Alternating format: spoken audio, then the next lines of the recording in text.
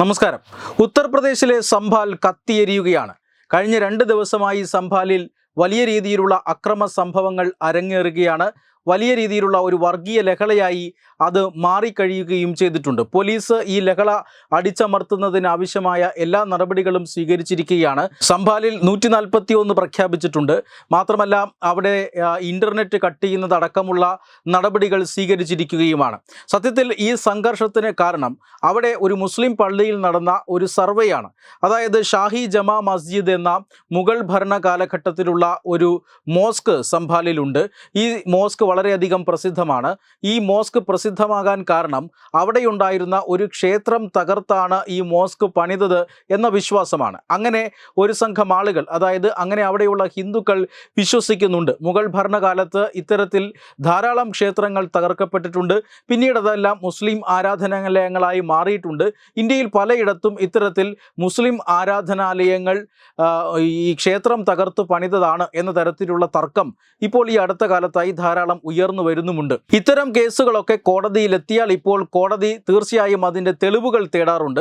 അത്തരത്തിലുള്ള തെളിവുകൾ അതിൻ്റെ ആദ്യ പടി എന്നോണം ഈ പള്ളിക്കകത്ത് ഒരു വീഡിയോ സർവേ നടത്തുക എന്നുള്ളതാണ്. ആ രീതിയിലാണ് നമ്മൾ നേരത്തെ ഗ്യാൻവാപ്പിയിലും കണ്ടത്. അവിടെ ആദ്യം വീഡിയോ സർവേ നടത്തുന്നു. അതിനുശേഷം ആർക്കിയോളജിക്കൽ സർവേ ഓഫ് ഇന്ത്യയുടെ ഉദ്യോഗസ്ഥരെത്തി പരിശോധന നടത്തുന്നു. ഈ പരിശോധനാ റിപ്പോർട്ട് കോടതിക്ക് ലഭിക്കുന്നതോടുകൂടി ക്ഷേത്രം അവിടെ ഉണ്ടായിരുന്നോ ഇല്ലയോ എന്നത് സംബന്ധിച്ച് കൃത്യമായ തെളിവ് കോടതിക്ക് ലഭിക്കുന്നു. ഇതനുസരിച്ച് കോടതിക്ക് കൃത്യമായ തീരുമാനം പറയാൻ സാധിക്കുന്നു. അതേ ഒരു നടപടിയുടെ ഭാഗമായിട്ട് തന്നെയാണ് ഇപ്പോൾ ഈ പറയുന്ന ഷാഹി ജമാ മസ്ജിദിലും സംഭാലിലെ ഷാഹി ജമാ മസ്ജിദിലും ഒരു വീഡിയോ സർവേക്ക് കോടതി ഉത്തരവിട്ടിരുന്നു. ഈ കോടതി ഉത്തരവനുസരിച്ച് ഈ കഴിഞ്ഞ 19-ാം തീയതി അവിടെ ഉദ്യോഗസ്ഥരെത്തി സർവേ നടപടികൾ തുടങ്ങി വച്ചിരുന്നു. ആ സർവേ നടപടികളുടെ തുടക്കം എന്നോണമാണ് കഴിഞ്ഞ ഞായറാഴ്ച വീണ്ടും സർവേ നടത്താനായി ഉദ്യോഗസ്ഥർ എത്തിയത്. എന്നാൽ ഈ ഉദ്യോഗസ്ഥർക്ക് നേരെ വലിയ രീതിയിലുള്ള ആക്രമണം ഇസ്ലാമിസ്റ്റുകൾ അവിടെ നടത്തുകയായിരുന്നു. ഈ ആക്രമണം പോലീസും അതുപോലെ തന്നെ ഈ പ്രക്ഷോഭകരും തമ്മിലുള്ള വലിയ സംഘർഷമായി മാറുകയായിരുന്നു. കഴിഞ്ഞ ദിവസങ്ങളിലെല്ലാം ഇത്തരം സംഘർഷങ്ങൾ തുടരുന്നുണ്ടായിരുന്നു. പോലീസും പ്രക്ഷോഭകാരികളും നേരിട്ട് മുഖാമുഖം വന്നു. അവർ കല്ലുകൾ എറിയുന്നു, ചുടുകട്ടകൾ എറിയുന്നു.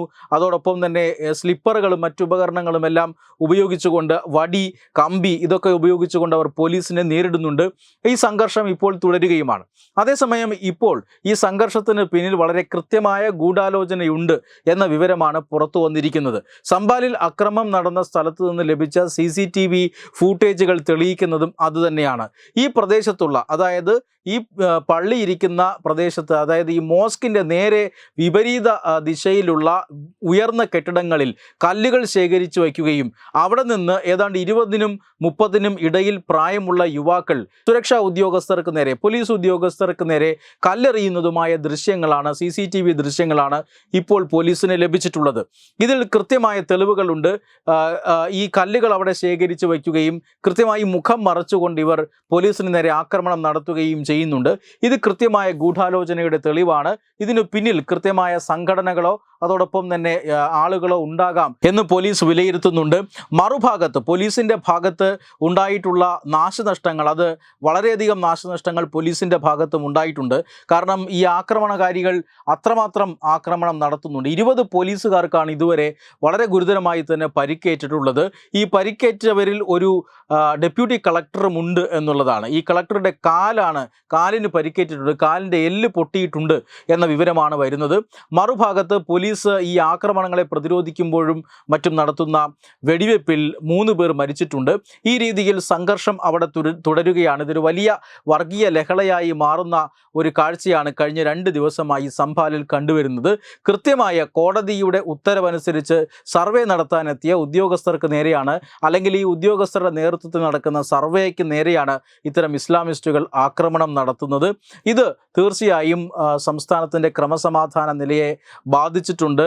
ഉത്തർപ്രദേശ് മുഖ്യമന്ത്രി യോഗി ആദിത്യനാഥ് ഇതുമായി ബന്ധപ്പെട്ട അടിയന്തര യോഗം ചേർന്നിട്ടുണ്ട്. ഏത് രീതി ഉപയോഗിച്ചും അക്രമകാരികളെ നിലയ്ക്ക് നിർത്താനും പ്രദേശത്ത് സമാധാന അന്തരീക്ഷം പുനഃസ്ഥാപിക്കാനും മുഖ്യമന്ത്രി പോലീസിന് നിർദ്ദേശം നൽകിയിട്ടുമുണ്ട്. Web desk Tatvamayi news. Powered by Jyothis, realising your dream home.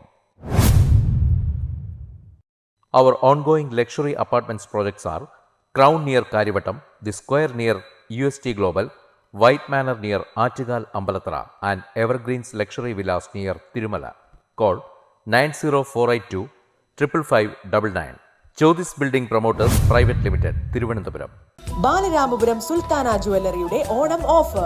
ഏതൊരു പർച്ചേസിനും ഓണപ്പുടവ സമ്മാനം, ഒപ്പം ഓണക്കിറ്റുകളും. 10 പവന് മുകളിലുള്ള വിവാഹ പർച്ചേസുകൾക്ക് പവന് 5000 രൂപയുടെ കിഴിവും, അതിന് താഴെയുള്ള വിവാഹ പർച്ചേസുകൾക്ക് 3000 രൂപയുടെ കിഴിവും, ഒപ്പം സ്വർണ്ണ നാണയങ്ങളും ഗൃഹോപകരണങ്ങളും സമ്മാനം. പഴയ 916 സ്വർണ്ണാഭരണങ്ങൾ മാറ്റി വാങ്ങുമ്പോൾ വിലയിലോ തൂക്കത്തിലോ വ്യത്യാസം വരാതെ പുതിയ ഡിസൈനിലുള്ള 916 HUID സ്വർണ്ണാഭരണങ്ങൾ മാറ്റി വാങ്ങാൻ സുവർണാവസരം. ഈ ഓണത്തിന് പതിവിലും വ്യത്യസ്തമായി അതിശയിപ്പിക്കുന്ന ഓഫറുകളും ഓണ സമ്മാനങ്ങളുമായി Sultana jewellery, main road, Balaramapuram.